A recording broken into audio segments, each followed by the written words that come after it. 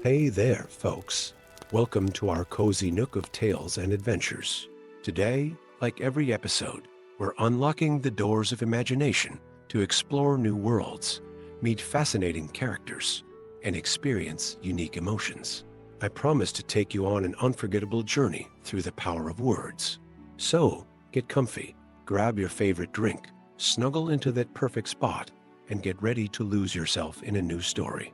Leave the outside world behind for a while and dive with me into the depths of storytelling. If you enjoy our content and want to support the channel, consider hitting that subscribe button and giving the video a thumbs up. Now, without further ado, let's dive into today's story. In the timeless gardens of Almarain, when Arda was young and the music of the Aenir still echoed in the fabric of creation, two Mire spirits danced among the silver fountains beneath twin golden trees. One shimmered with a light reminiscent of starlit waters. The other glowed with the warm radiance of summer flames. They were Olrin and Enroth, kindred spirits in the service of greater powers, yet bound by something more profound than duty of friendship that transcended the hierarchies of the divine. The melody of creation still hung in the air as they stood at the edge of the mirror pool, watching as the reflections of countless stars danced upon its surface. The light from the two newly kindled lamps, Ilyuin in the north and Ormel in the south, bathed the world in perpetual radiance, and in that hallowed light, the two Mire swore an oath. By the light that kindled the stars, Olrin whispered, his voice carrying the gentle wisdom that would one day echo through Middle-earth under a different name. I vow to stand as shield and sentinel against the encroaching darkness, to protect you as kin beyond blood and Roth, his essence flickering with crimson and gold flames that never burned but only warmed, placed his hand over Olrin's. And I, by the eternal fire that burns at the heart of Arda, make this same vow. Should shadows come, I shall be your light. Should winter fall, I shall be your warmth. No darkness shall separate us. Little did they know then that darkness already stirred in the thoughts of one among the Valar, one whose harmonies had already begun to sour the great music with discordant themes of domination and pride. Centuries passed like fleeting dreams for the immortal beings. The betrayal of Melkor shattered the peace of Almarain, and in the chaos that followed, many Mire were scattered across the vastness of Arda. Olrin had retreated to the gardens of Urmo and Valinor, learning the wisdom of dreams and gentle thoughts, while Enroth had traveled to the eastern realms to study the mysteries of fire and earth. It was in the great forges beneath the mountains that Melkor found him. At first, the fallen Vala approached Enroth not with threats, but with understanding, with knowledge of flame and power that resonated with Amaya's curious nature. Fire need not only nurture, Melkor had said, his voice like velvet covering steel. It can transform, it can dominate. Why remain a tender of flames when you could become fire itself? For seasons uncounted, Enroth resisted, remembering his vow to Olrin, sensing the shadow behind Melkor's gilded words. But the fallen Vala was patient, a spider weaving a web of seductive power. And when persuasion failed, Melkor revealed his true nature. In the deepest pits of Utumno, Enroth's screams echoed through chambers of ice and iron as Melkor's torture twisted his form and essence. Your friend has abandoned you, the Dark Lord whispered as he worked his cruel magics. He hides in the bliss of Valinor while you suffer. Where is his vow now? Day after day, Enroth called out for Olrin across the bond of their ancient oath, but the walls of Utumno were thick, and Melkor's sorcery blocked all such connections to the outside world. Gradually, as pain became his only reality, Enroth's memories began to fracture. The golden gardens of Almarain faded to ash in his mind. The face of his friend blurred like a reflection in troubled waters.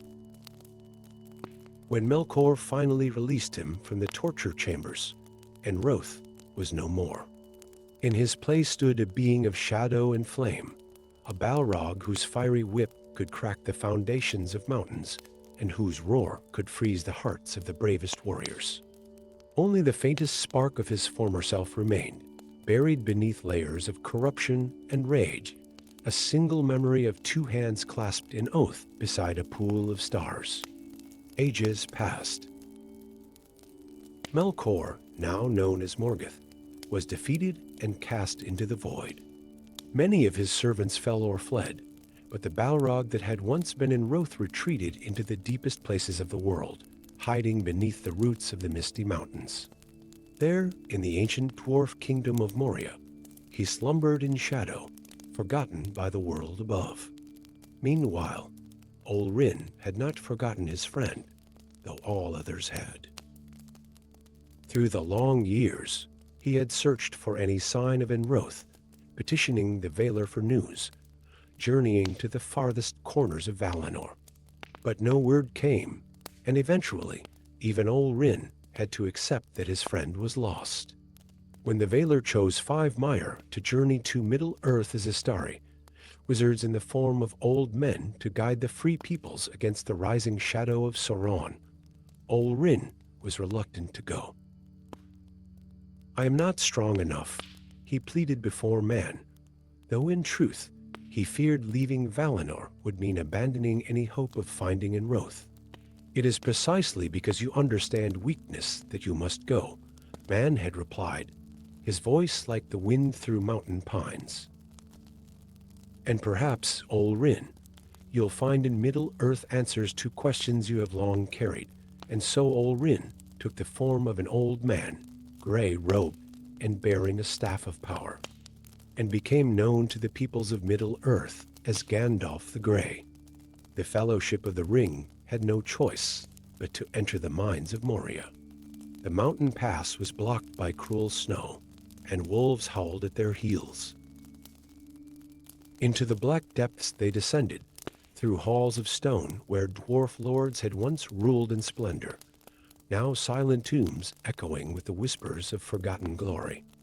Gandalf felt at first a familiar presence stirring in the depths, a heat like the breath of a forge, but tainted with malice. As they crossed the bridge of Moria, fleeing from ORCs and cave trolls, the ancient evil finally revealed itself. Shadow spread across the cavern, swallowing torchlight and hope alike. From the darkness emerged a form wreathed in flame and smoke, wielding a sword of fire and a whip of many thongs. The Balrog of Moria had awakened. "You cannot pass." Gandalf's voice echoed through the chamber as he stood alone on the narrow bridge, staff and sword raised against the ancient demon. The Balrog's roar shook dust from the ceiling, but as its burning eyes fixed upon the wizard, something flickered in their depths, a momentary hesitation, a fragment of recognition swiftly buried beneath rage. "I am a servant of the secret fire, wielder of the flame of Anor," Gandalf proclaimed, his power rising around him like a mantle of light. "The dark fire will not avail you, Flame of Udden." As the Balrog brought down its fiery sword, Gandalf's blade Glamdring met it with a crash like thunder. For an instant, as their weapons connected, a current of recognition passed between them, ancient memories stirring at the edge of consciousness. The bridge cracked beneath the Balrog's feet as it stepped forward, its whip lashing out to ensnare the wizard. As Gandalf shattered the bridge with his staff, both fell into the abyss, the wizard's last words to his companions fading. "Fly, you fools." Into darkness they plummeted, beyond the knowledge of elf or dwarf or man, through caverns measureless to mortal comprehension. They fell through time itself, through memory and dream, through darkness absolute. They fought as they fell, then as they climbed an epic battle that raged through forgotten depths and up the endless stair, finally emerging onto the peak of Zirik-Zigil, the Silverteen, where the air was thin and snow swirled around them like the memories that began to stir in the Balrog's fractured mind. For 10 days and nights, they battled upon that lonely peak, storm clouds gathering around them as if heaven itself watched their conflict with bated breath. Lightning split the sky, thunder shook the mountain, and still they fought the gray pilgrim and the demon of the ancient world, locked in combat that transcended mere physical struggle. With each clash of power, fragments of memory pierced the Balrog's corrupted consciousness, glimpses of silver fountains, of two spirits walking side by side beneath twin lamps, of an oath sworn in the dawn of creation. On the 11th day, as thunder rumbled overhead like the drums of doom, Gandalf stood swaying with exhaustion, his tattered robes flapping in the bitter wind. Before him, the Balrog's flames had dimmed to embers, its massive form hunched in pain, not merely physical, but spiritual, the agony of remembrance.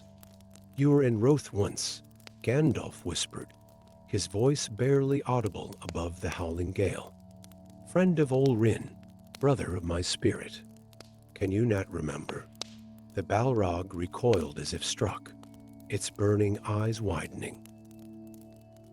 In their depths, through layers of corruption and torment, a spark of recognition finally kindled.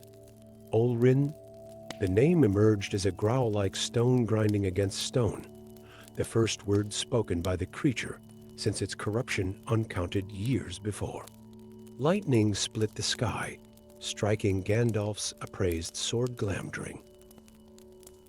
As the white fire coursed through the ancient blade into the wizard's body, illuminating him from within, the Balrog saw not the gray-robed old man, but the shimmering spirit he had once sworn to protect. In that moment of clarity, as the lightning's brilliance revealed them both in their true forms, the Balrog remembered the vow made beside the mirror pool in Almarain. "Should shadows come, I shall be your light. Should winter fall, I shall be your warmth. No darkness shall separate us." The shadow had come indeed, and winter with it. For millennia, darkness had separated them. But the vow remained. As Gandalf raised his sword for the final strike, the Balrog made its choice.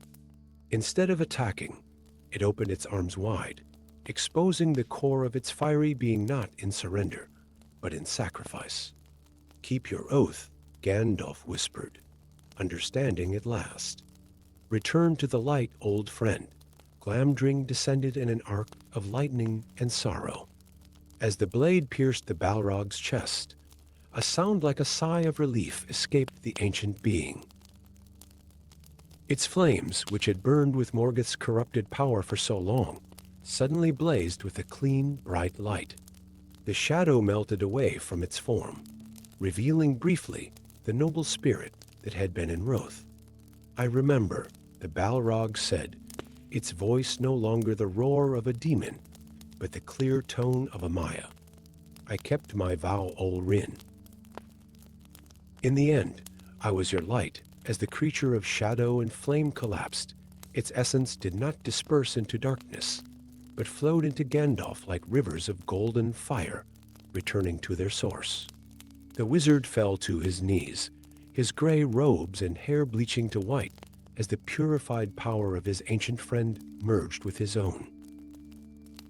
Gandalf the Grey died upon that mountain peak, but Gandalf the White rose in his place, transformed not merely by the will of the Valar, but by the final sacrifice of a friend who, even after ages of corruption, had found the strength to fulfill an oath sworn before time itself had meaning.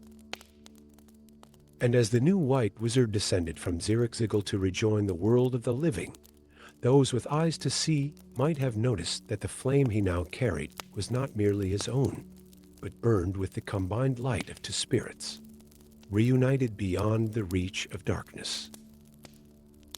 In the great tales that would be told in years to come of the War of the Ring, few would know that the fall of Gandalf and the Balrog was not merely a battle between good and evil, but the final chapter in a story of friendship that had endured since the dawn of creation, a friendship sealed by the last vow.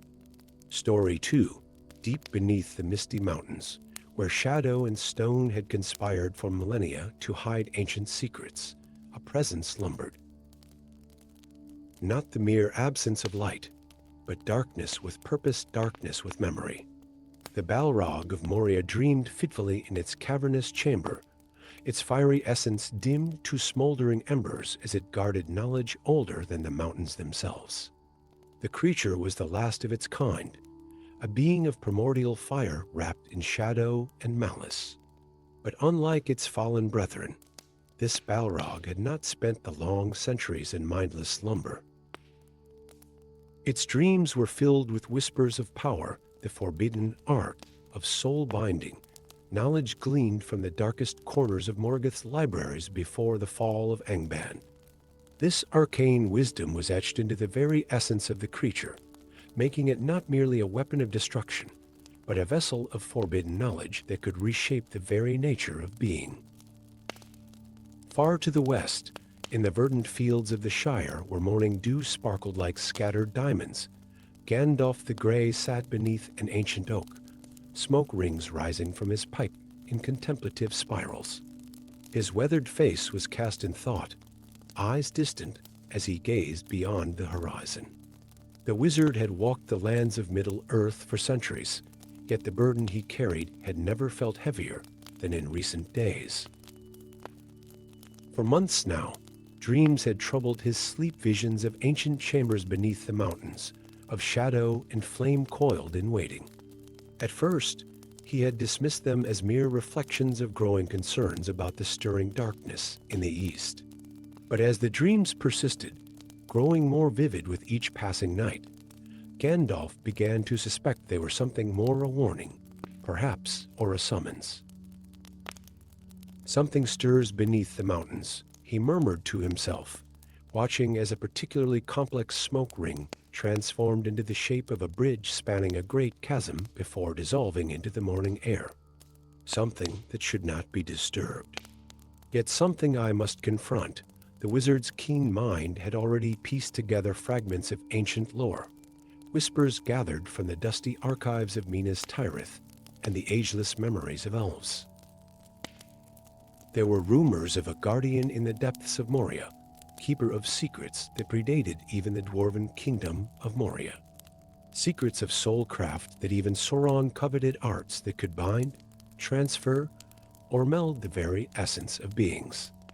If such knowledge fell into the hands of the enemy, Gandalf's decision was made before he consciously acknowledged it. The journey to Moria would be perilous, but necessary. What he did not know, could not know, was that his path had been woven into the tapestry of fate long before he set foot on the road east. That the dreams pulling him toward the mountains were but the first threads of a binding that would alter the course of Middle-earth forever. Winter had laid its pale hand upon the land by the time Gandalf found himself leading the Fellowship through the western door of Moria. The snow-blocked pass of Caradhras had left them little choice, though the wizard's heart was heavy with foreboding as they passed between the ancient holly trees and into the yawning darkness of the mountain. The black depths of Moria swallowed them, like a beast devouring prey. Corridors stretched endlessly. Once grand halls stood in silent testimony to fallen glory, and somewhere in the depths, something stirred, awakening not by chance or misfortune, as tales would later tell, but by design. The Balrog had sensed Gandalf's approach long before the wizard crossed the threshold of Moria, had felt the presence of power that might threaten the knowledge it guarded. Or perhaps, in ways beyond mortal comprehension, it had been waiting. As the Fellowship fled across the narrow bridge of Moria, terror at their heels, Gandalf alone stood to face the ancient horror that emerged from the shadows. The Balrog's form towered above him, a creature of nightmare wreathed in flame and darkness, its roar shaking dust from ancient pillars as it brandished a whip of many thongs and a blade of liquid fire. "You cannot pass." Gandalf's voice rang out, echoing through the cavernous space as he raised his staff high, light blazing in defiance of the encroaching darkness. What happened next was witnessed by few and understood by none. As the Balrog stepped onto the bridge, its burning gaze fixed upon the wizard, its movements changed, becoming deliberate, almost ritualistic. The fiery whip lashed out, not in a strike meant to kill, but in a pattern that traced glowing sigils in the air between them. Ancient words in a tongue long forgotten rumbled from its throat, words of binding and melding. Gandalf recognized the incantation too late. His eyes widened in comprehension as he felt the magic take hold, not an attack on his body, but on his very essence. The Balrog was attempting a soul binding, an ancient and forbidden art that would irreversibly link their spirits. "This foe is beyond any of you," Gandalf called to his companions, though the words held deeper meaning than they could know. "Fly, you fools." As his staff struck the bridge, shattering the stone beneath the Balrog's feet, both wizard and demon plummeted into the abyss. But even as they fell, tendrils of arcane energy completed their work, weaving their souls together in a binding more profound than either had anticipated. Darkness. Endless darkness engulfed them as they tumbled through the void beneath Moria's foundations. Yet in this darkness, Gandalf and the Balrog were anything but blind. New senses awakened within them, each suddenly, terrifyingly aware of the other's presence, not as a separate entity, but as an extension of self. The first sensation was pain shared, magnified, rebounding between them, like light between mirrors. The Balrog's ancient burns from the War of Wrath echoed through Gandalf's form. The wizard's weariness from centuries of vigilance seeped into the demon's consciousness. Then came flashes of memory, fragments of lives lived millennia apart, suddenly intersecting. Gandalf glimpsed the fiery halls of Angband, where the Balrog had once stood at Morgoth's side. The Balrog witnessed the peaceful gardens of Valinor, where Ol Rin had walked among the mire before taking the form of Gandalf. "What have you done?" The thought was Gandalf's, yet it resonated through their shared consciousness with such force that the Balrog's flames flickered in response. "What was necessary?" came the reply, not in words, but in impressions of urgent purpose. "The knowledge I guard cannot fall into the void with my death." They struck the underground lake at the bottom of the chasm, cold waters hissing against the Balrog's fiery form. Yet even this physical sensation was shared. Gandalf felt phantom steam rise from his own skin as they surfaced in the darkness. And so began their journey through the forgotten depths, no longer a simple battle between good and evil, but a complex dance of two beings unwillingly linked, each feeling every wound inflicted upon the other, each strategizing with the unsettling advantage of sensing the other's thoughts forming. For days, they fought through ancient tunnels, across subterranean bridges, and up the endless stair.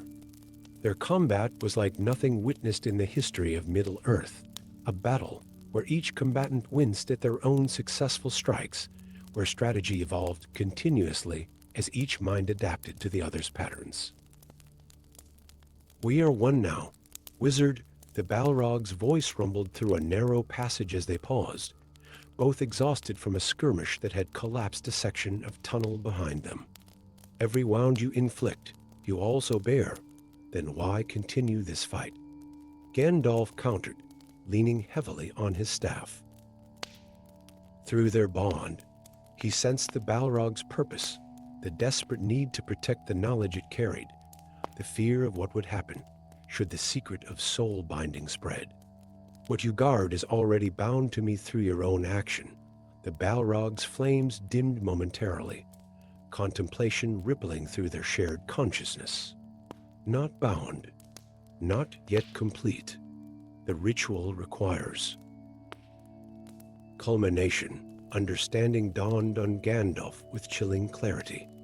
The binding between them was but the first step. The final stage would require one to absorb the other entirely, to become a vessel containing two souls. Such a being would possess power beyond imagining, but at the cost of one consciousness subsuming the other. Then we are at an impasse, Gandalf said softly.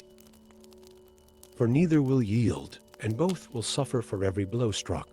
The peak of Zirk-Zigil thrust into the sky like a spear of stone challenging the heavens. Snow and ice crusted its heights, steam rising where it melted against the Balrog's burning feet as the two emerged from the mountain's heart onto its summit. 9 days had passed since their fall, 9 days of combat, exhaustion, and the strange intimacy of shared consciousness. Storm clouds gathered above them, drawn by the power of their conflict like moths to flame. Lightning split the sky, thunder rumbling in counterpoint to the Balrog's growl as they faced each other on the narrow peak. It ends here, Gandalf said, raising his sword Glamdring, its edge gleaming with cold light. Through their bond, each knew the other's thoughts, felt the other's resolve hardening like steel. The paradox of their situation had become clear. To destroy the other would be to cripple oneself. To absorb the other would be to risk one's very identity. Yet neither could turn away, for the fate of Middle-earth hung upon the knowledge they now jointly guarded. As lightning struck again, illuminating the peak in harsh brilliance, the Balrog launched itself forward, its whip singing through the frozen air. Gandalf ducked beneath the burning thongs, feeling phantom heat across his shoulders, even as he evaded the actual blow. Their dance reached new intensity, each anticipating the other's moves before they were made, each feeling the toll of combat doubly. Blood from Gandalf's split lip was mirrored by a flickering disruption in the Balrog's fiery form. A slash from Glamdring across the Balrog's chest brought Gandalf to one knee with shared pain. Lightning struck Gandalf's sword as he thrust upward, the blade piercing the Balrog's chest in the same moment. Power surged through metal into flesh and flame, arcing between them in a blinding crescendo of energy. Both creatures screamed a sound of agony and transformation that echoed across the mountainside. In that moment of perfect connection, their binding completed itself in ways neither had intended. Rather than one absorbing the other, the boundaries between them dissolved entirely. Memories, powers, essence all flowed freely between wizard and Balrog, neither dominating, neither yielding, but creating something entirely new. When the light faded, a single figure remained upon the peak, outwardly the form of Gandalf, but transformed. White robes replaced gray, hair and beard bleached by power beyond mortality.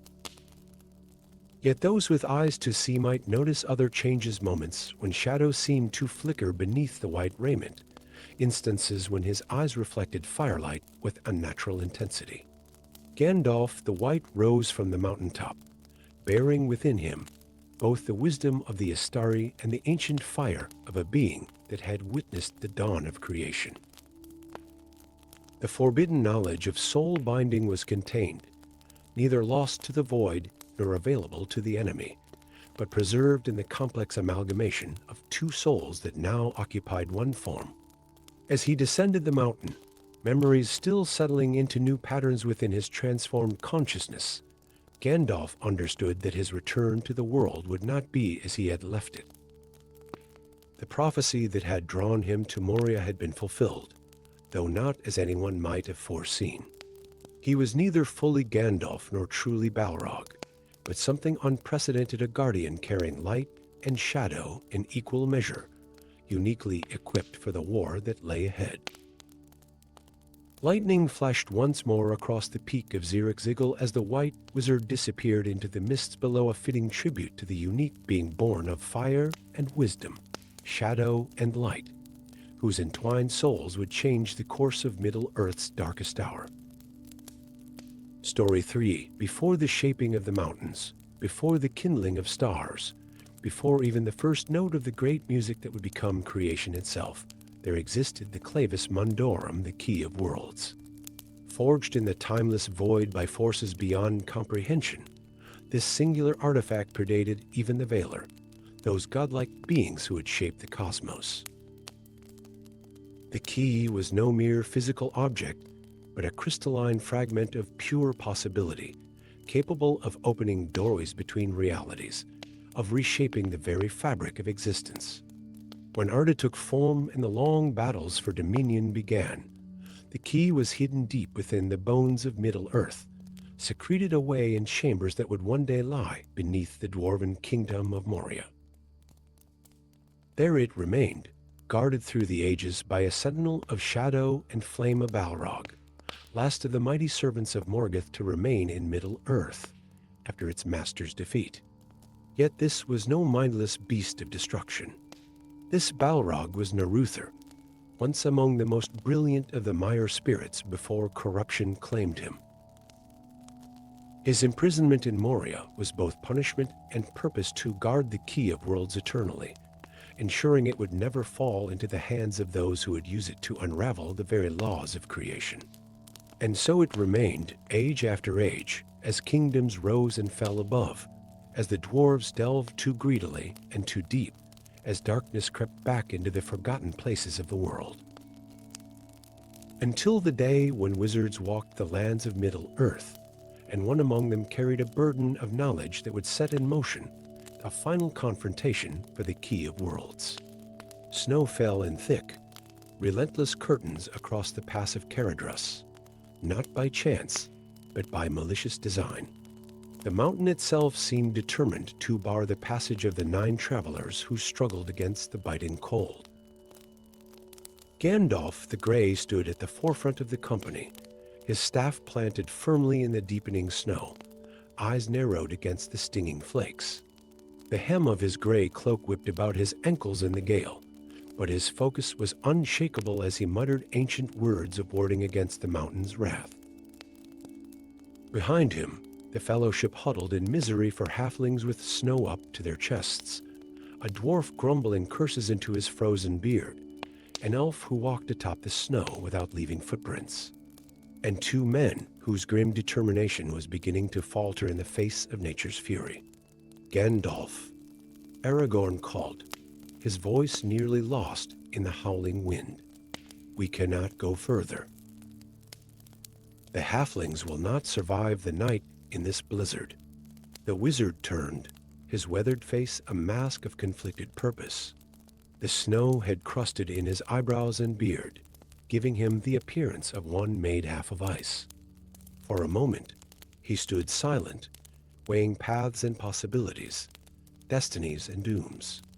We must turn back, he said finally, though something in his tone suggested that turning back had been the true path all along.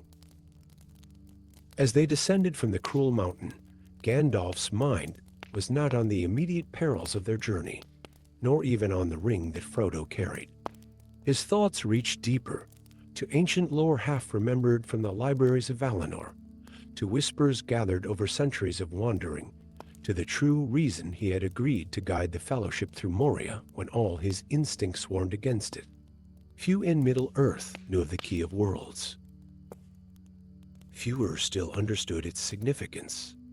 But Gandalf was among those chosen by the Valar themselves to stand against the darkness, and some secrets were too dangerous to be written even in the most hidden of scrolls.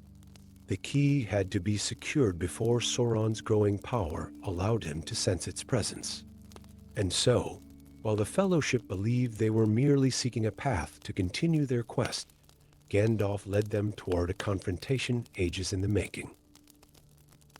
The western door of Moria gaped before them, like the maw of some ancient beast, a mouth of stone framed by the withered trunks of sentinel trees. Night had fallen, and in the pale light of stars and a waning moon, the door's inscriptions gleamed with an ethereal luminescence. The doors of Durin, Lord of Moria, Gandalf translated, his fingertips tracing the ancient Elvish script. "Speak, friend, and enter," would follow the solving of the riddle.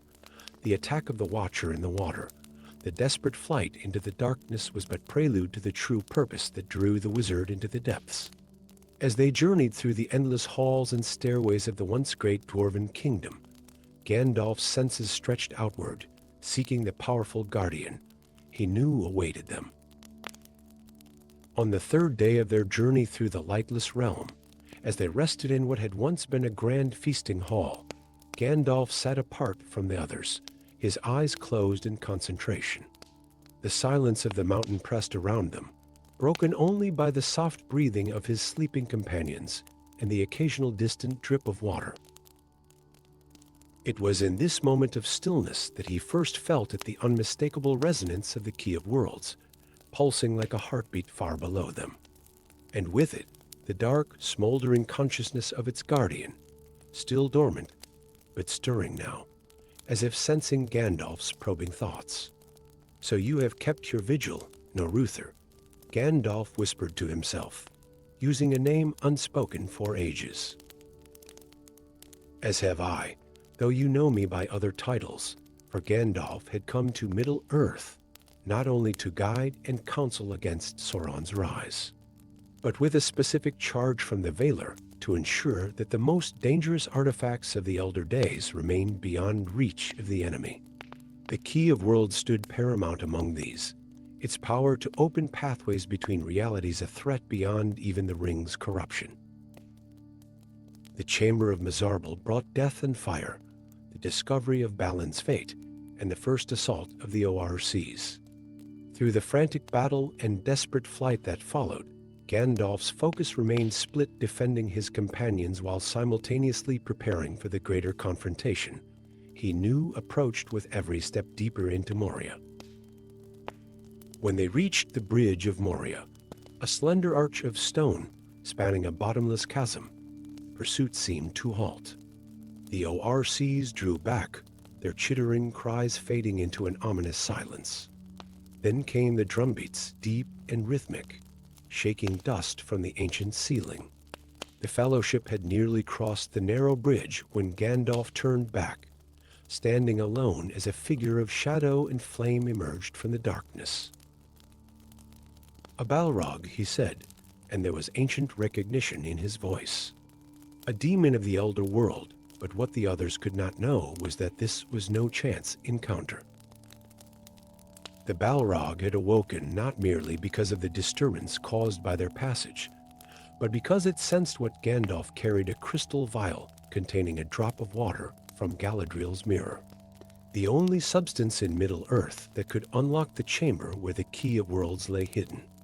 As the creature stepped onto the bridge, its form towering in majesty and terror, Gandalf raised his staff and sword in defiance.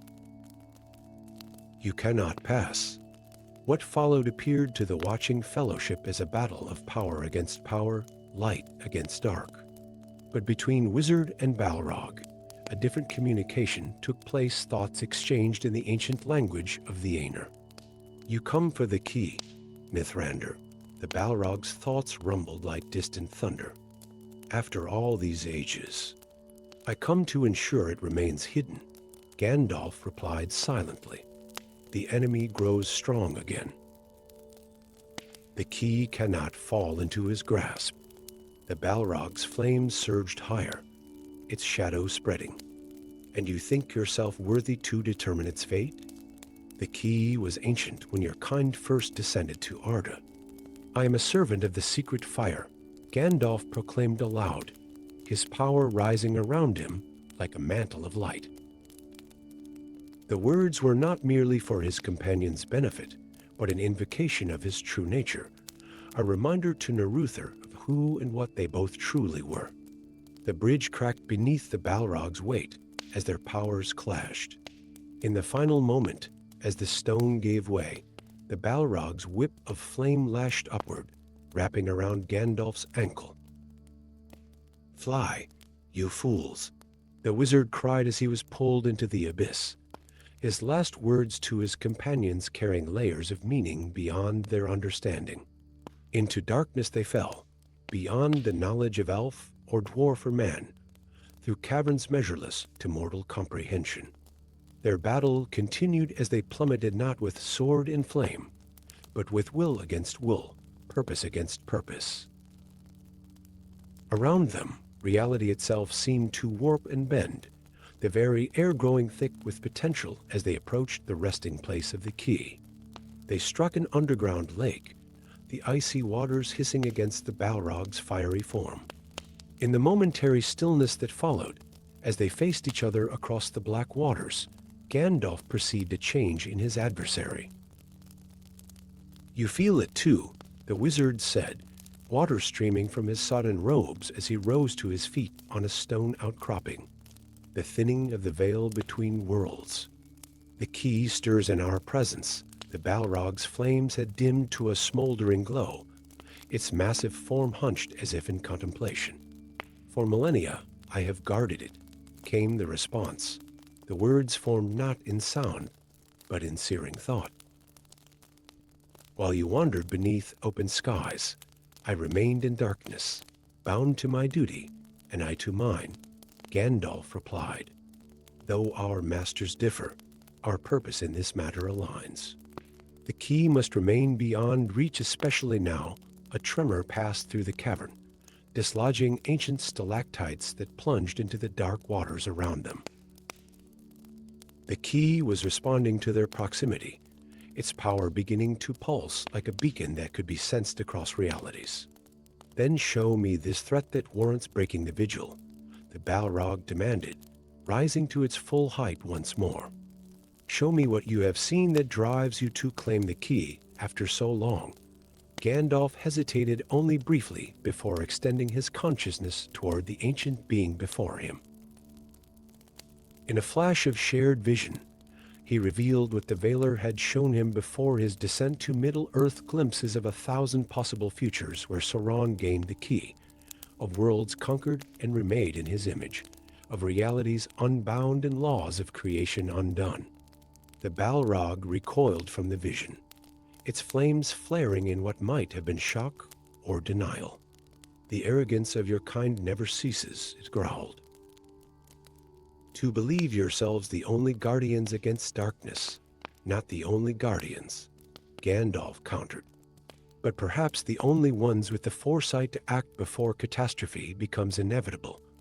Another tremor shook the cavern, stronger this time. Far above them, barely visible in the darkness, a fissure opened in the stone ceiling, revealing a crystalline chamber that glowed with an otherworldly light, the sanctum of the key. "It calls to us both," the Balrog observed. "It senses the coming storm as we do. Then let us answer," Gandalf said, his voice gaining strength as he straightened his back. "Not as adversaries, but as what we once were, Mire, servants of creation's purpose. What transpired in the crystalline chamber deep beneath Moria would never be recorded in the histories of Middle-earth. The union of purpose between two beings who had stood on opposite sides of cosmic conflict for ages beyond counting. The ritual that ensured the key would remain hidden until the end of Arda itself. The price paid by both to seal the work. When it was done, when the key of worlds had been secured beyond even Sauron's reach, Gandalf and the Balrog emerged onto the frozen slopes of Zirikzigil, the mountain peak above Moria.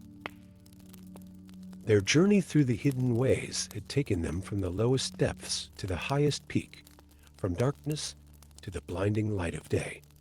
There, beneath a sky rendered crystal clear by winter's touch, their temporary alliance gave way once more to the roles they had played for millennia. They were, after all, bound by deeper loyalties and ancient oaths that could not simply be set aside. Their final battle lasted 2 days and nights, lighting the mountaintop with fire and lightning, visible for leagues in all directions. When at last it ended, the Balrog of Moria fell, its flame extinguished upon the mountainside. Gandalf too collapsed, his mortal form broken beyond healing. But as his spirit prepared to depart the circles of the world, a presence reached out to him, not the Balrog, whose essence had already begun its journey to the halls of Mandos, but something vaster and more profound. "Your task is not yet complete, Olrin," came the thought, using his original name from before the shaping of the world. And so it was that Gandalf returned, transformed by his sacrifice and triumph, no longer the gray, but the white, bearing the wisdom gained from his confrontation with the Balrog and their shared guardianship of the Key of Worlds. To his companions, he would speak only of battling the Balrog through fire and water, of darkness and light. The true purpose of his descent into Moria, the temporary alliance with an ancient enemy, the securing of a power that predated even the Valar, these would remain his secrets, carried silently as he guided Middle-earth through its final great struggle against the darkness. For some knowledge, like the key itself, was best left hidden in the deepest places, remembered only in the oldest songs sung by those who had witnessed the dawn of creation. Story 4. In the ageless void before time began, when the universe was naught but formless potential awaiting the divine spark of creation, a single flame kindled in the darkness. This was the primordial fire Anorfal-M, from which all other fires in the cosmos would one day draw their light and heat.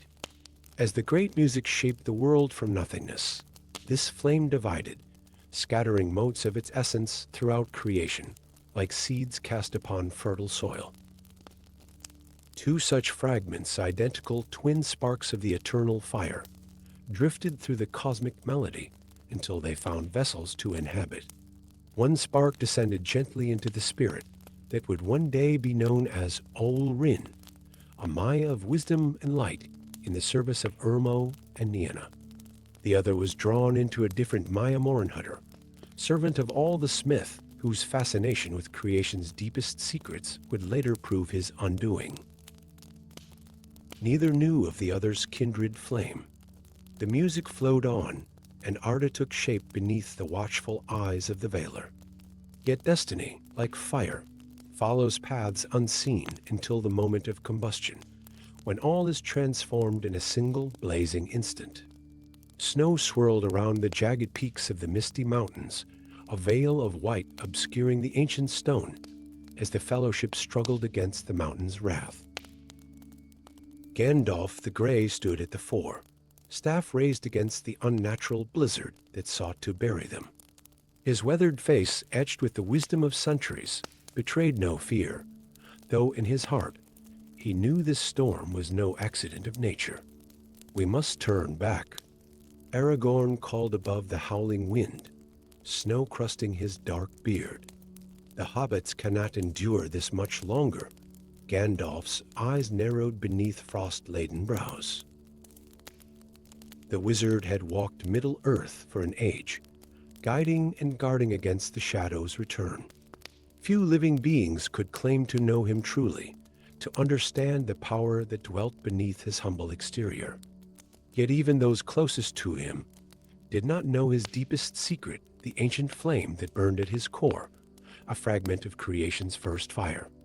There is a fouler agency at work here than mere weather, he replied, turning to face his companions.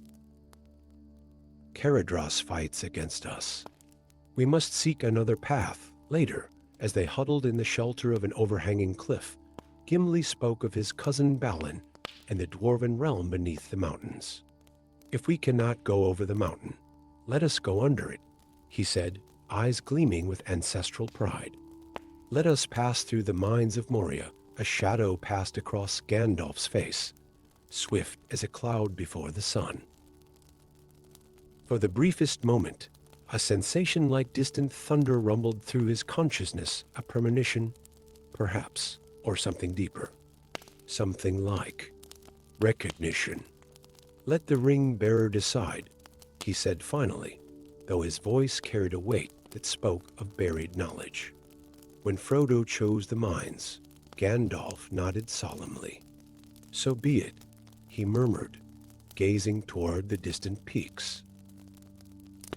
Within his chest, the eternal flame flickered with uncharacteristic agitation, as if sensing a kindred presence long forgotten.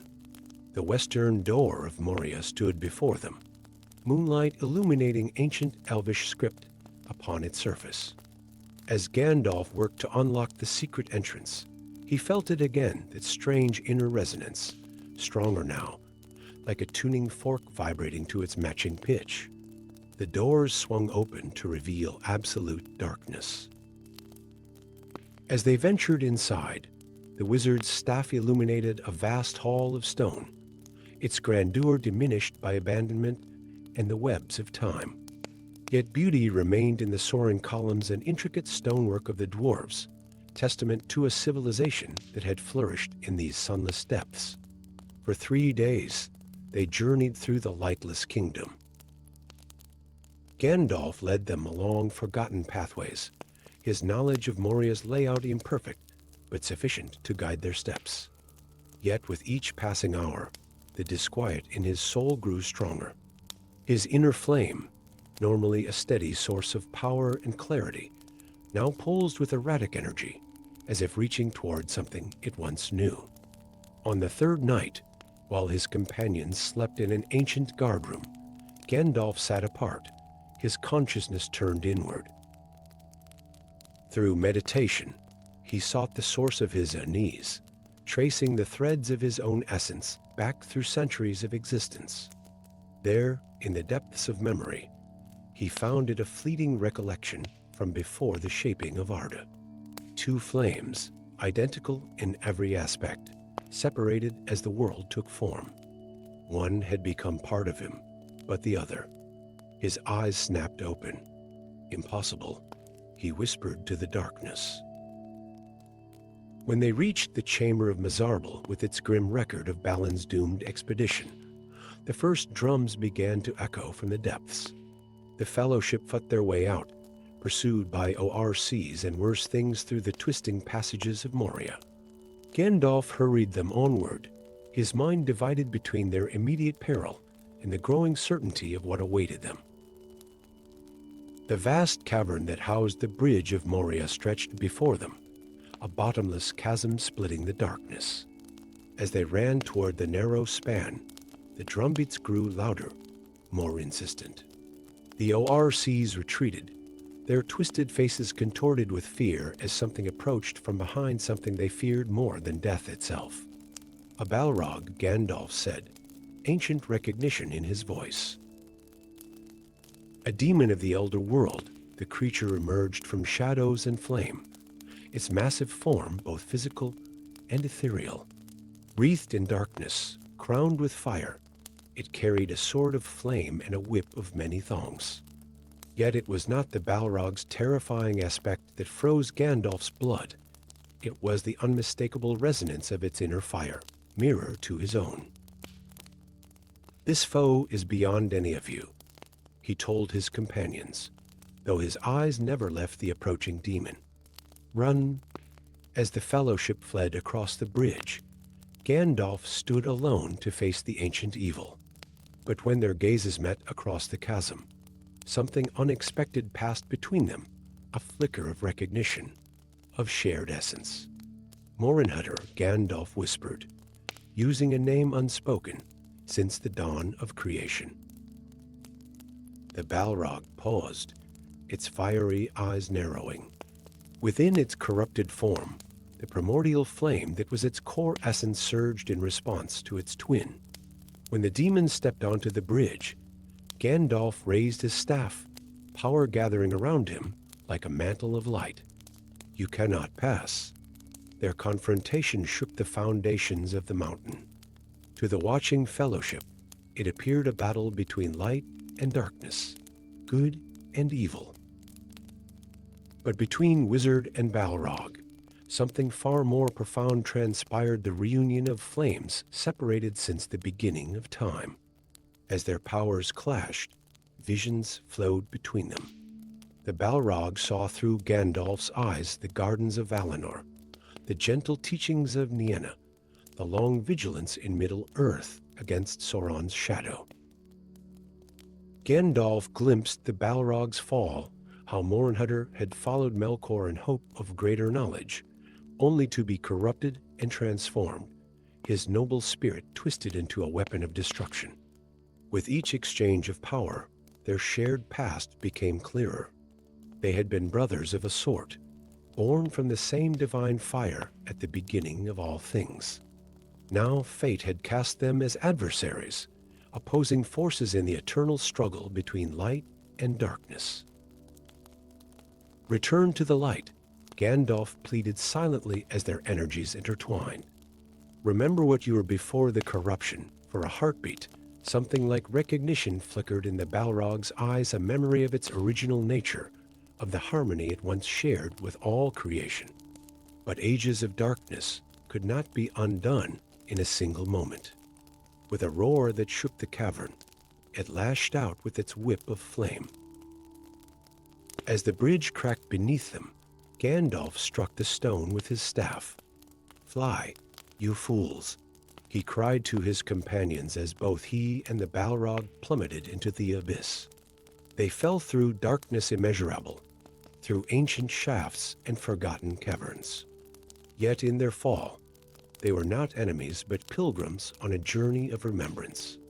Their shared flame, divided at the beginning of time, sought reunion even as their physical forms battled. Through the darkness of Moria's deepest places, they fought and pursued one another. At times the Balrog seemed to flee, at others to hunt. Gandalf followed its fiery trail through lightless tunnels and across underground lakes, their confrontation illuminating chambers unseen by mortal eyes for countless centuries. Time lost meaning in those depths. What seemed days might have been weeks as they descended to the very roots of the mountains, where ancient fires still burned in the heart of the world. There, in a chamber of obsidian, lit by pools of molten stone, they faced each other once more. "We share the same flame," Gandalf said, his voice echoing among the towering pillars of black glass. "You know this now, as I do."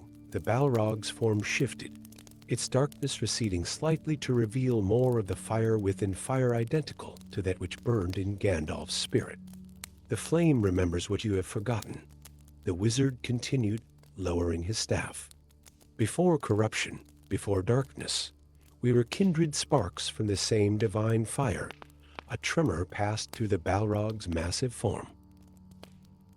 Within its burning eyes, something stirred, a flicker of recognition, of memory reaching back to the time before time. "There is a choice before you," Gandalf said. "Remain bound to shadow, or reclaim your original nature." For a moment that stretched like eternity, the chamber was silent save for the bubbling of molten stone. Then, with a roar that shook the mountain to its foundations, the Balrog attacked.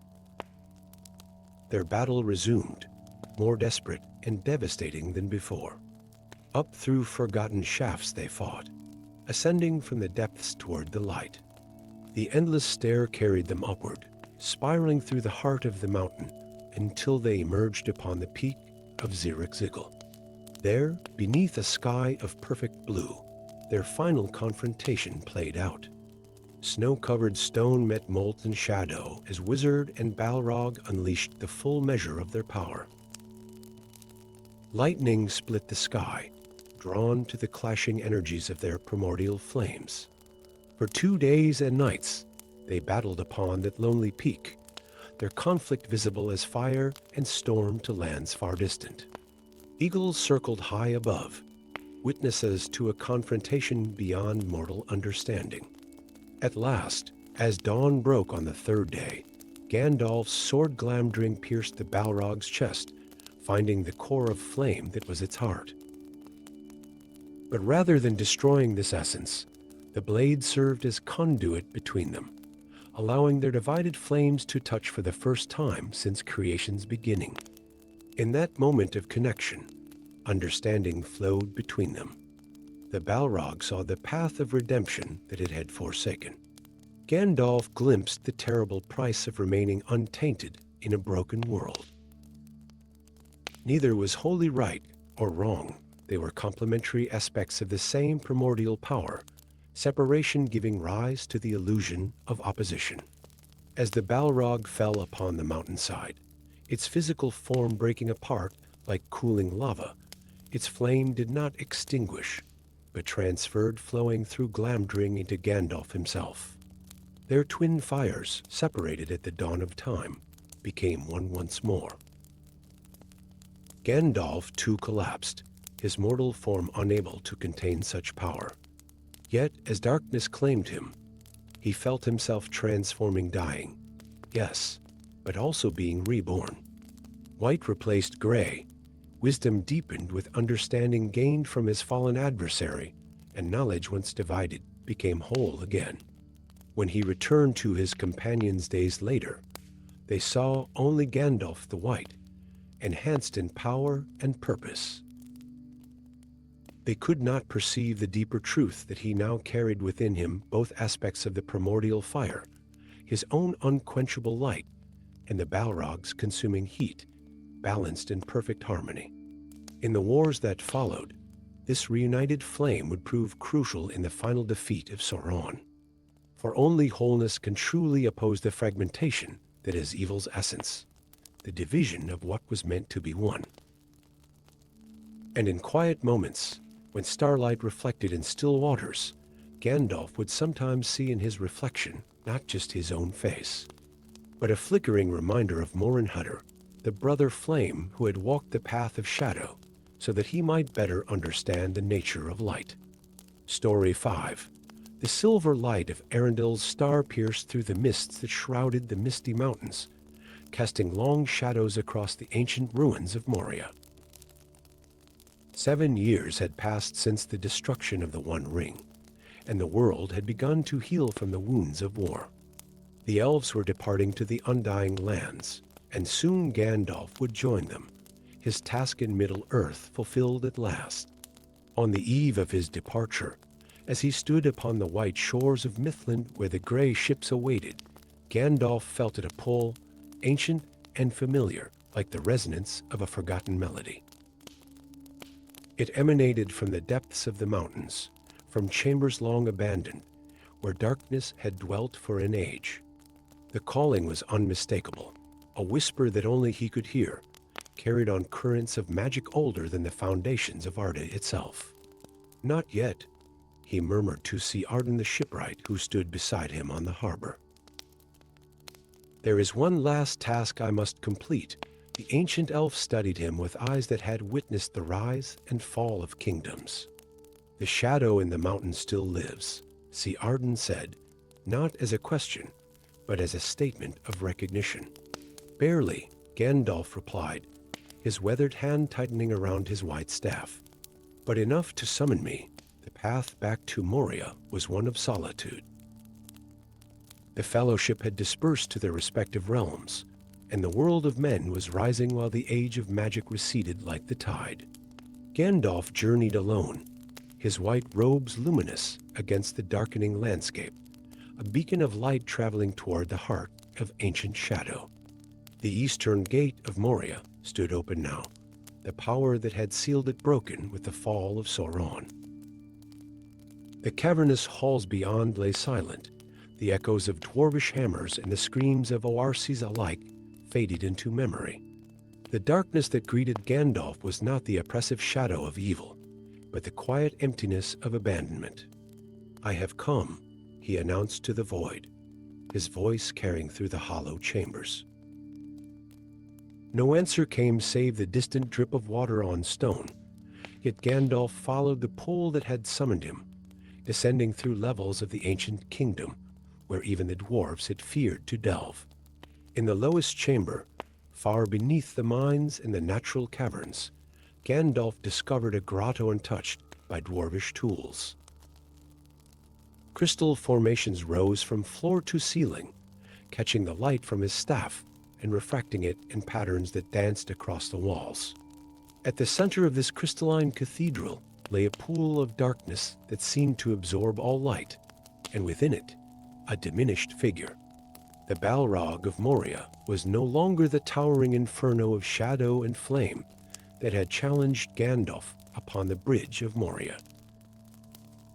Its wings, once vast and terrible, were now tattered remnants, and the fire that had been its essence flickered weakly, like the last embers of a dying hearth.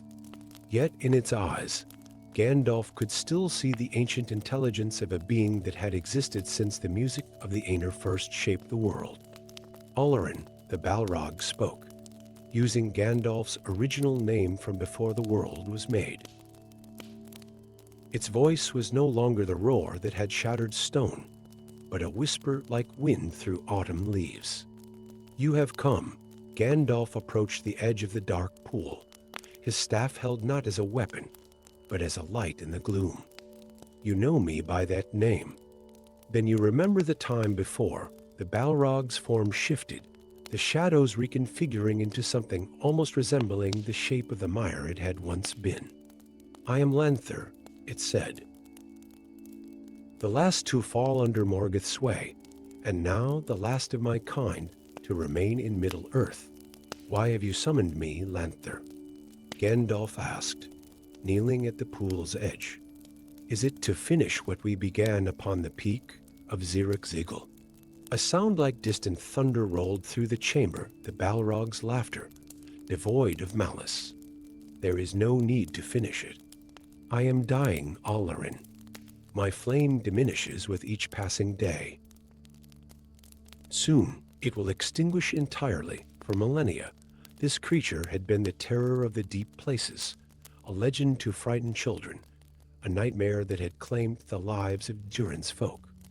Yet Gandalf felt no triumph at its impending demise, only a profound recognition of the ending of an era. "During my long isolation," Lanther continued, "I have dwelt in darkness, not just of body, but of mind. Morgoth's influence twisted us, but it did not erase us completely. In the quiet of these halls, I have remembered fragments of who I was before, a servant of all. As you were a student of Nienna." Gandalf remained silent, allowing the ancient being to speak. This was not the mindless destroyer he had battled. This was a creature of complexity, of memory, of history as rich as his own. "My death approaches," the Balrog said, "and with it, the release of knowledge that I have carried since the First Age. Knowledge of what lies beyond the boundaries of Arda, of threats that even the Valar have forgotten, the crystals around them pulsed with a blue light, responding to the power still residing in both beings." Gandalf perceived then that the grotto was no natural formation, it was a nexus, a place where the fabric of the world grew thin, where energies could be channeled and transferred. "The Fifth Age approaches," Lanther said, its voice growing fainter. "The dominion of men, a time when magic will fade from memory and become legend. Yet the world will still need protection, even when the last of the Eldar have departed and the last of the Istari have returned west from the shadows." The Balrog drew forth an object, a shard of crystal so dark it seemed to be carved from the night sky itself. "This is Mornemar, a fragment of the first darkness before he was spoken into being. It contains memories of what was and visions of what may come." Gandalf's eyes widened in recognition. "The lost seeing stone of Fëanor," he breathed. "It was thought destroyed in the fall of Gondolin. It was entrusted to me before my fall," Lanther revealed. "A safeguard against a time when the light of the Valar would dim in Middle-earth." The Balrog's form flickered, its essence clearly waning. "I called you here for a purpose, Alarin. Neither victory nor defeat, but transcendence. What I propose is the Aneurin, the fire-binding." Gandalf's breath caught. The Aneurin was an ancient ritual, spoken of only in the oldest texts of the Mire, a sharing of essence between two beings. Neither would consume the other, but each would carry a part of the other forward. "You ask much," Gandalf said quietly. "To bind our essences would change us both irrevocably." "We are already changed," the Balrog replied. "By our battle, by our choices, by the ages we have witnessed. This is not corruption, Alarin, but completion. My knowledge must not die with me, and your wisdom must remain in Middle-earth, even after you have departed." Outside the mountain, storm clouds gathered, obscuring Arundel's light. Within the crystal grotto, the two ancient beings regarded each other no longer enemies, not quite allies, but participants in a dance as old as creation itself. Slowly, Gandalf removed his outer robe and laid aside his staff. "The ritual requires a vessel," he said. Lanther gestured toward the Mornimmar shard. "It will serve as the conduit. When complete, it must be hidden where only the worthy might find it in the time of greatest need."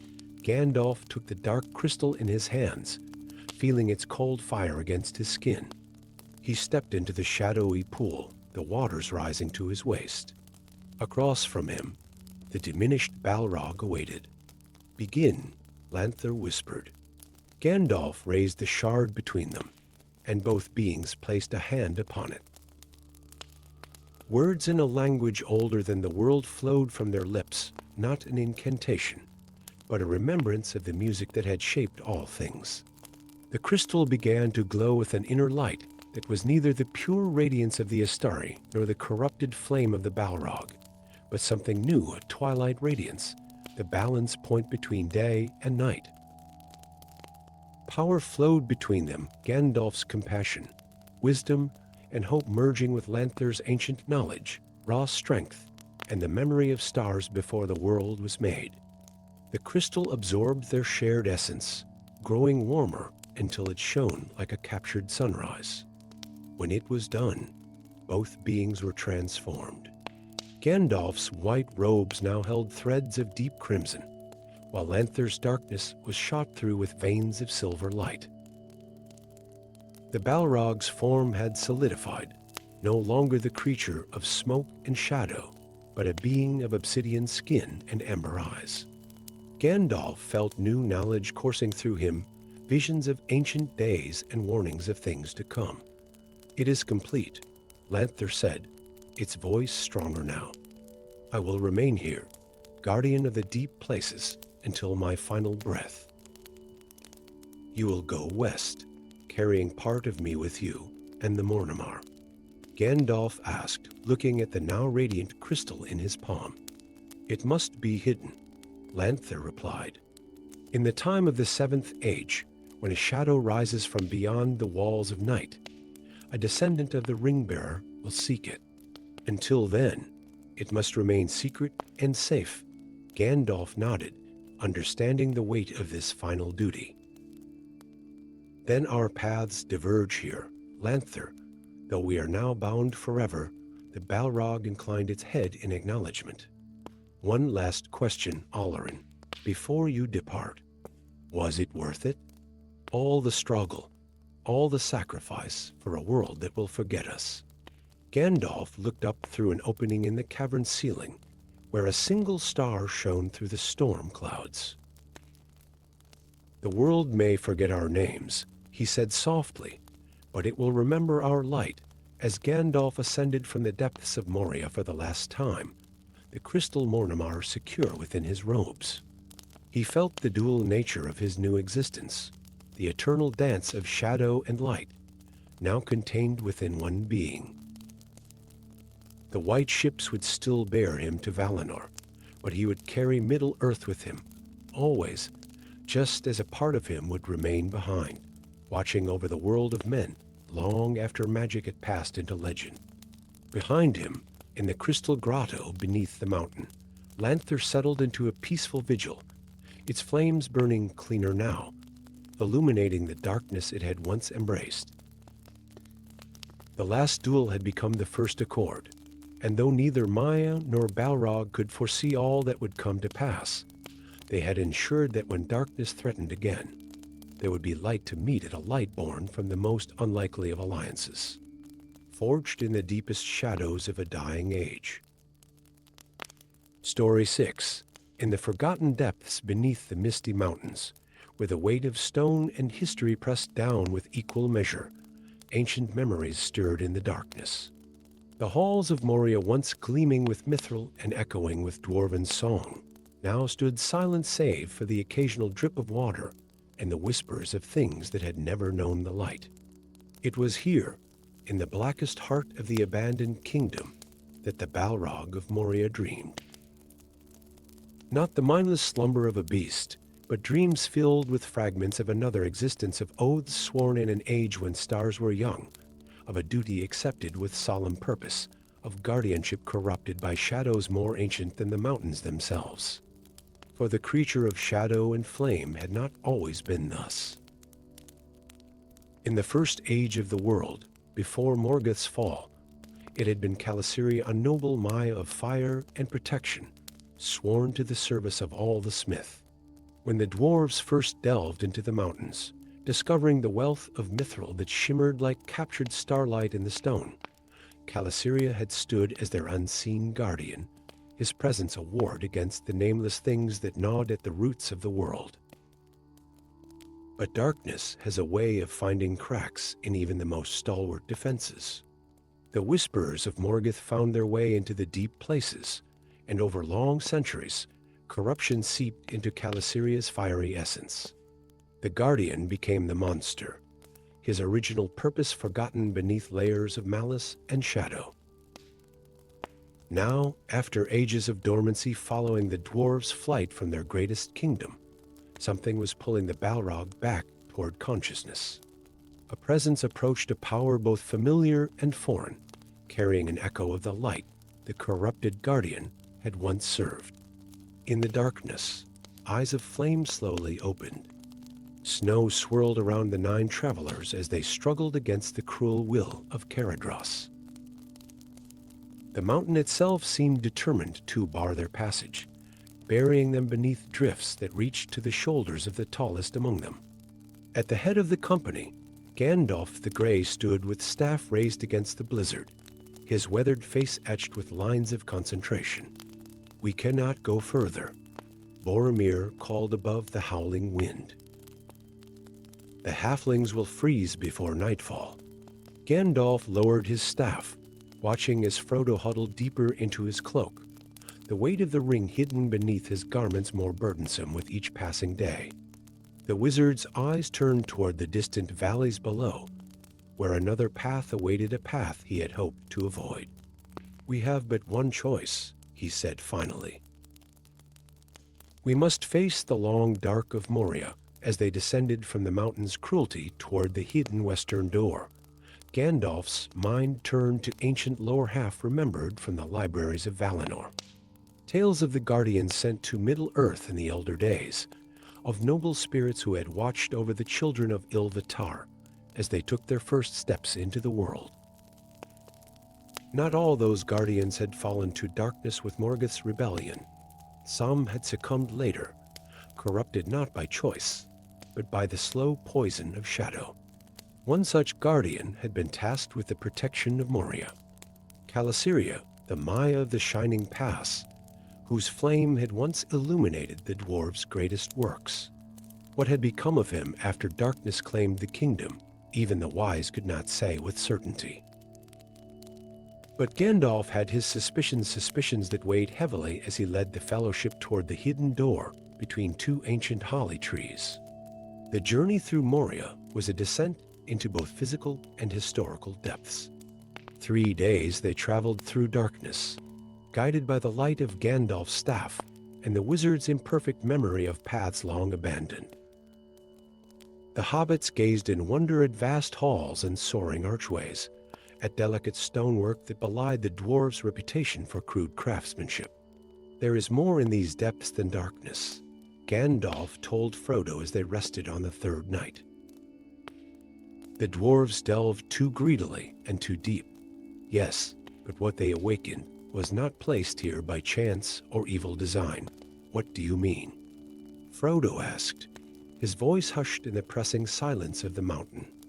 Gandalf's eyes reflected the pale light of his staff as he gazed into the blackness beyond their small camp. "Not all guardians remain true to their purpose, Frodo. Some are twisted by the very shadow they were meant to hold at bay." Before Frodo could question him further, the wizard rose to his feet, suddenly alert. "There is a presence here," he murmured, "watching us." Remembering, throughout their journey deeper into Moria, Gandalf sensed it, a consciousness stirring in the darkness, tracking their passage with growing awareness.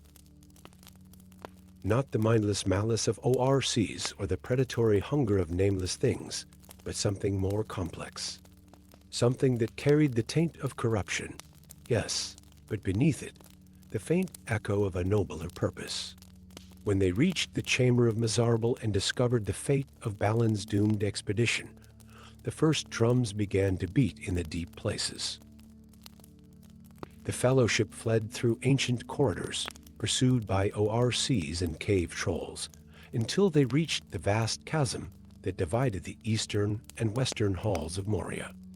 It was there, upon the narrow bridge spanning the abyss, that Gandalf finally confronted what he had sensed approaching the fallen guardian, now a creature of shadow and flame. A Balrog, he said, ancient recognition in his voice. A demon of the Elder World, as his companions fled across the bridge, Gandalf stood alone against the advancing horror. Staff and sword raised, he faced not merely a foe, but a tragedy of ages, a noble spirit corrupted against its will, its original purpose buried beneath millennia of darkness. "You cannot pass," he proclaimed, power gathering around him like a mantle of light. In the blazing eyes of the Balrog, something flickered, recognition, perhaps, or the faintest stirring of memory. For a heartbeat, the creature hesitated, its fiery form wavering, as if two natures warred within its ancient consciousness. Gandalf perceived this hesitation, and in that brief moment, attempted what none of the wise would have dared. Drawing upon knowledge preserved from Valinor, he spoke words of unbinding and incantation meant not to destroy, but to cleave shadow from essence, corruption from original nature. Calasyria, he named the Balrog, using a title unspoken for an age of the world. Guardian of the Shining Pass. Remember your oath. The Balrog recoiled as if struck, its flames surging with renewed fury. The bridge cracked beneath their confrontation of wills and powers, stone giving way to the chasm below. As both wizard and demon fell into the abyss, Gandalf's final words to his companions, "Fly, you fools," carried layers of meaning beyond their understanding. Darkness enveloped them as they plummeted, a darkness absolute. Yet within this void, Gandalf's incantation continued to work upon the Balrog's corrupted essence. As they fell through forgotten depths, memories long buried began to surface in the creature's consciousness, memories of light and purpose, of an oath sworn before the making of the world. They struck an underground lake, the icy waters hissing against the Balrog's fiery form. In the momentary stillness that followed, as they faced each other across the black waters, Gandalf saw a change in his adversary. Its flames had dimmed, the shadows surrounding it thinning to reveal more of the Maya that still existed beneath the corruption. "You know me," Gandalf said, rising to his feet on a stone outcropping. "As I know you, Calasyria." The Balrog made no response, but neither did it attack. Instead, it studied the wizard with eyes that now held something beyond rage, confusion, perhaps, or the first glimmerings of recognition. "You were sworn to all," Gandalf continued, "sent to guard the dwarves as they delved into Moria. A noble purpose. Before Morgoth's whispers found you, a tremor passed through the Balrog's massive form. When it spoke, its voice was the rumble of distant thunder, words formed not in sound, but in thought that pressed against Gandalf's consciousness. "I remember." "Then you know what you have become," Gandalf replied, "and what you might yet be again." What followed was not a battle, but a journey both physical and spiritual. Through lightless tunnels they traveled, ascending from the deepest places toward the upper halls. At times the Balrog led, at others followed, its form gradually changing as Gandalf's unbinding magic continued to separate corruption from essence. Shadow peeled away like burnt parchment, revealing more of the fiery Maya beneath. For days they wandered the forgotten ways of Moria, their passage marked by brief exchanges of memory and knowledge. The Balrog showed Gandalf chambers where Mithril had first been discovered, halls where dwarven kings had held council in the kingdom's glory days. In return, Gandalf spoke of the world above, of the growing shadow in the east, of the ring that even now moved closer to Mordor. Your corruption was no accident, Gandalf told the Balrog as they ascended the endless stair toward the peak of Zirrikzigil. Morgoth's influence sought out the Guardians first, knowing that if they fell, those they protected would be left vulnerable, others. The question pressed into Gandalf's mind. Most were destroyed in the War of Wrath, he answered. You alone remained, hidden in the depths. Perhaps, for a purpose, at last they emerged onto the mountain's peak, where snow gleamed in the winter sunlight and the air was thin and pure. The Balrog's transformation was not complete. Shadow still clung to it in places, and its fire remained tinged with darkness. But within its blazing eyes, awareness had returned, the consciousness of Calasyria looking out from behind the Balrog's fearsome visage. Your redemption cannot be achieved through words alone, Gandalf said, raising Glamdring before him. Some corruption can only be purged through fire and sacrifice. The Balrog nodded, understanding what must come. Drawing itself to its full height, it summoned its flaming sword not in threat, but in acceptance of the trial ahead. Their battle upon Zirrikzigil lasted 2 days and nights, visible as storm and flame to lands far distant. But unlike their confrontation on the bridge, this was not combat born of enmity. Each blow struck was calculated, precise, Gandalf's blade cleaving away shadow rather than flesh, the Balrog's counterattacks testing rather than killing. Eagles circled high above, witnesses to a ritual more ancient than the mountains themselves, the purification of a fallen guardian through trial by combat. On the dawn of the 3rd day, as lightning split the sky above the peak, Gandalf's sword found the core of the Balrogs being the original spark of divine fire around which layers of corruption had accreted over the ages. With a final incantation, he drove his blade not to destroy this essence, but to cleanse it. Light erupted from the point of contact, blinding in its intensity. The Balrog's physical form began to dissolve, shadow burning away to reveal pure flame beneath. As the creature fell, its essence did not disperse into darkness, but transformed, becoming a column of radiant fire that briefly assumed the form of its original mire appearance before flowing into Gandalf himself. The wizard collapsed, his mortal frame unable to contain such power. As consciousness faded, he felt himself changing, dying, yes, but also being reborn. White replaced gray, wisdom deepened with the knowledge of the purified guardian, and purpose grew clearer than it had been since his arrival in Middle-earth. When he returned to the world of the living days later, he was Gandalf the White, transformed not merely by the will of the Valar, but by the sacrifice of a guardian who had found redemption in its final moments. In the wars that followed, those with eyes to see might have noticed something different about the White Wizard's power, how his staff sometimes glowed with a flame purer than any natural fire, how shadows fled from his approach as if recognizing an ancient enemy. Few knew that he carried within him the essence of Calasyria, the guardian of the Shining Pass, restored at last to its original purpose.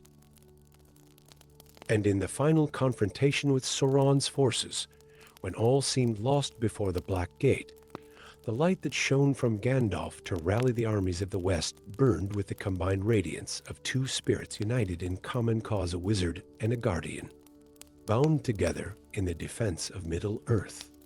When the 3rd Age ended and Gandalf finally sailed into the West, returning to the undying lands from which he had come, he did not go alone.